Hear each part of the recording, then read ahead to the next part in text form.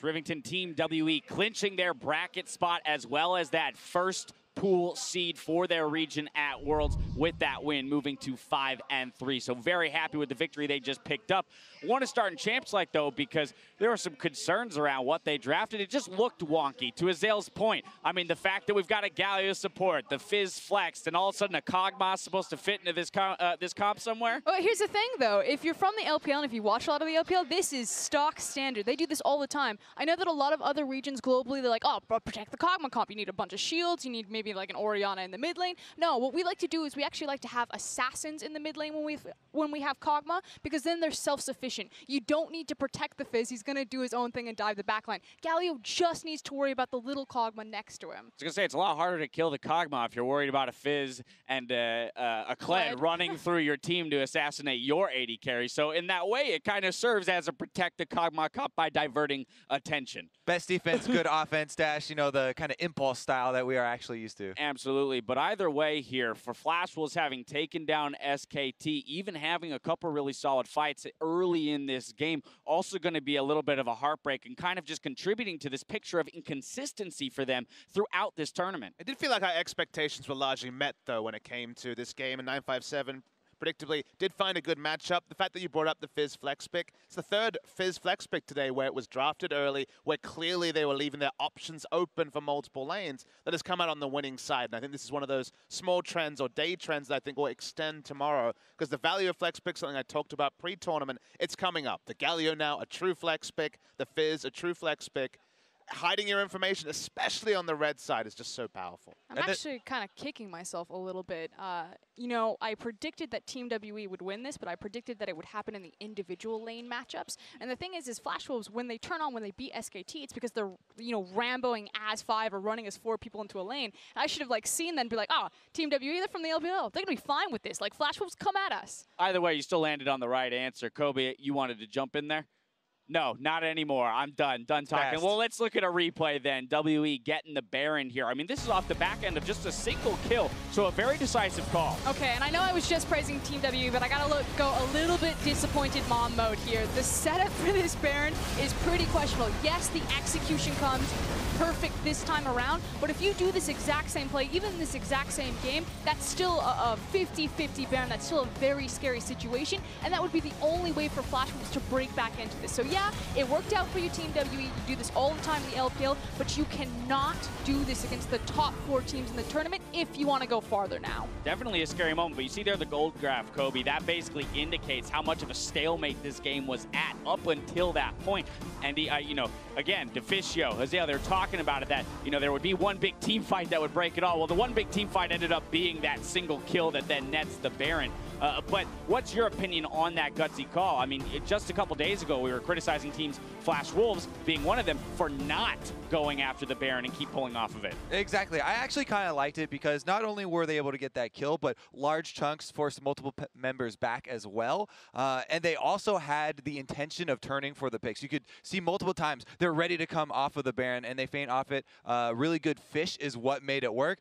You know, to Frost's point, it is a good point that is still risky. Dangerous. And they were able to execute it really well this time. But yeah, I kind of do err on the side of take that risk. You know, this is the opening and go for it. Absolutely. Papa, anything to close here on this game specifically? Just want to talk a little bit about the Galio support, because it's like definitely the least heralded role compared to support, compared to top lane and mid lane. The one thing I like is when you have 2 powerful split pushes here, it is, of course, the Kled and also the Fizz. When they both hit their item spikes, you put Kog'Maw in mid lane to just hoover up the CS with a Hurricane, and then Galio can react very fast with his ultimate to top and bot lane, and assuming he has a couple of points in the damage reduction, can help win out on trades there. So just another one of those situations where you get a lot of value out of the Galio, but it doesn't have to take up a solo lane route, and you're just relying on him jumping in, and sure, it might be just for CC, he might die, but you'll probably trade up because he'll react so fast coming in from the mid lane with a semi-global. And even the lane phase, I was actually pleasantly surprised by the laning phase of this Kog'Maw Galio, because the champs are like, whoa, what's going on here? The level 1 is pretty damn good. They're able to push really well, and it is, yeah, you know, into another melee matchup with the Tahm Kench. But if it wasn't for the Shen threat from the top line, they actually had a lot of pressure in that bottom lane just in the 2v2. It's kind of funny to think about the 1-3-1 where the 3 actually then kind of protects against the collapses onto the side lanes as opposed to the ones, you know, collapsing back towards the mid. Either way, with 1 day left in the group stage, let's go ahead and check out how the teams are arranged in the standings. SKT, they have lost their perfect record, but not their hold on first place. Team WE, they are solidly in second right now, which means Flash Wolves, G2, Gigabyte Marines, and TSM all sitting in third with 3 wins. Now, every team is still in control of their own destiny and can at least force a tiebreaker to make the bracket tomorrow. Interesting point there, of course. If WE hit 6 wins with a single win tomorrow, they guarantee themselves second or third, so they get themselves out of the running to face SKT.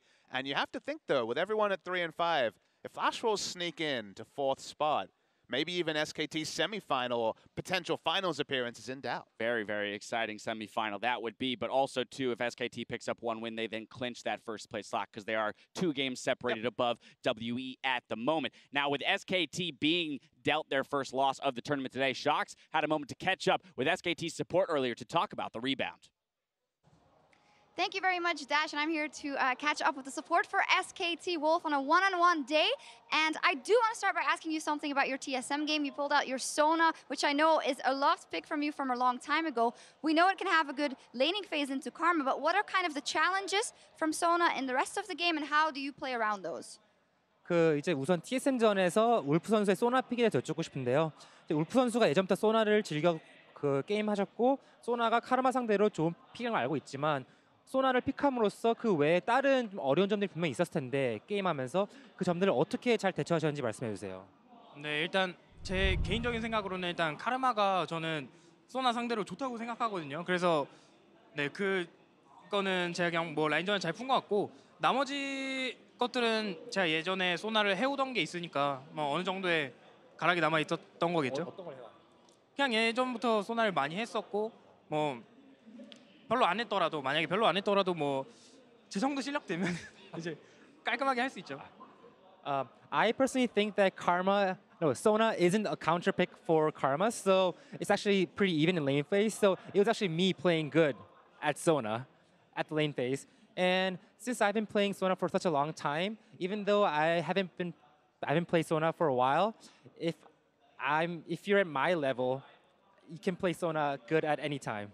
All right. Well, a lot of the attention always goes in SKT to some of the other members, but I do feel like you're having an exceptionally good tournament, and I feel like the confidence is coming out now as well. How do you feel you've been doing overall compared to maybe last year's MSI or maybe even Worlds most recently? 비록 이번 대회에 이제 그 많은 관심이 SKT 팀에 뭐 다른 뭐 페이커 선수나 피너 선수에게 뭐 다른 선수들이 많이 가고 있지만, 특히 울프 선수는 이번 대회에 정말 좋은 성적을 거두고 좋은 활약을 하고 계시는데요. 울프 선수는 본인의 활약을 이전에 작년 MSI나 또 기존 대회들과 비교해서 어떻다고 생각하시나요? 일단 작년 MSI랑 비교하면 그냥 작년만큼 딱 나오는 것 같아요. 네, 그 정도 나오는 것 같고, 다른 대회랑 비교해도 그 정도 나오는 것 같아요. 그냥 저는 제 생각에 언제나 실수를 적게 하고 그냥 언제나 잘한다고 생각해요, 제가. I actually think I'm just playing as well as past tournaments like last year MSI, last year Worlds. I think that as a support, I always make less mistakes, and I'm always awesome at my role. All right, well, you're definitely awesome. You guys, I do have to talk about the loss versus the Flash Wolves. Is there any reason for concern? Is there anything you took from that you're going to have to look out for going forward? 네, 그럼 플래시루전 패배에 대해서 여쭤보고 싶은데요. 그 플래시루전 패배 이후로 좀 배운 점이라든지 이후에 좀 조심해야 될 점들이 좀 논의된 게 있으신가요?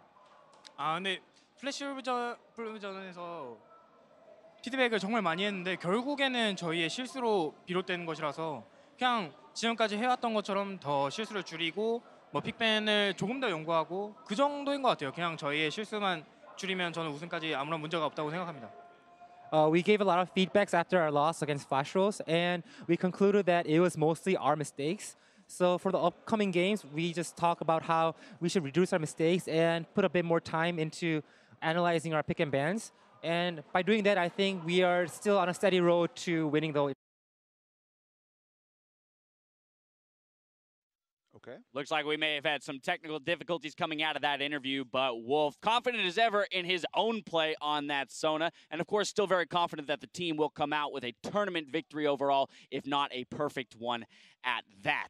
Now, the day starts tomorrow, though, with SK Telecom T1 versus G2 Esports. Then, of course, North America's TSM takes on the LMS's Flash Wolves, followed by Team WE versus the Gigabyte Marines. If there are any ties at the end of our regular schedule, we will bring you those immediately following the conclusion of Game 6. Before we go, though, you already kind of laid out a little bit, Papa Smithy, some of that some of the jostling that can happen within those standings themselves. But I feel like strength of schedule, right? The actual matchups that happen tomorrow are going to play into this so much. Some teams already having played SKT, for example, G2 definitely has a tougher road right off the bat.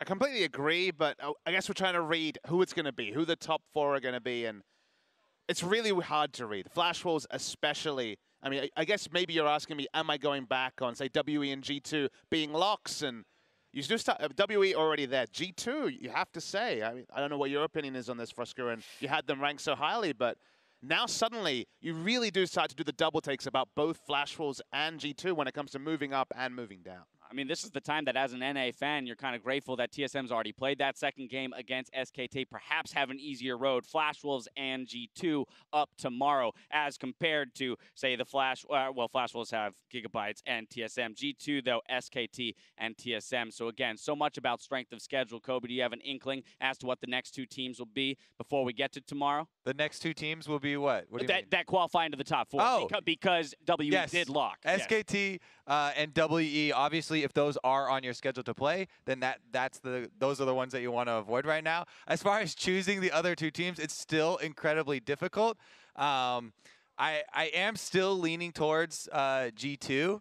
Oh, wow. And I actually think that Flash Wolves, despite losing again right here, have the chance to bounce back. I saw a face over here. What's that about? I didn't hear TSM in there. Oh, yeah. Well, so are you a proponent of TSM making it through then, based on that reaction, or do you think that the Flash Wolves and G2 have what it takes to squeak by? I just think stylistically, specifically against Flash Wolves, that G2 and TSM can actually exploit them. Like, if that's going to be the tight 3 race, that said, Gigabyte Marines could again throw like a spanner in the works and just like destroy all of that. But I'm actually waiting more towards the Western teams kind of squeaking in there. I think Flash Wolves stylistically were predispositioned well against SKT to bring us that great victory. But I don't think it'll happen for TSM and G2. Now, the important thing to note is that all of the teams aren't in control of their own destiny. So win both your games tomorrow and you're in. But that's going to do it for tonight. So for myself, the casters, the analysts, and the entire live broadcast crew, thank you for watching, and we'll see you tomorrow.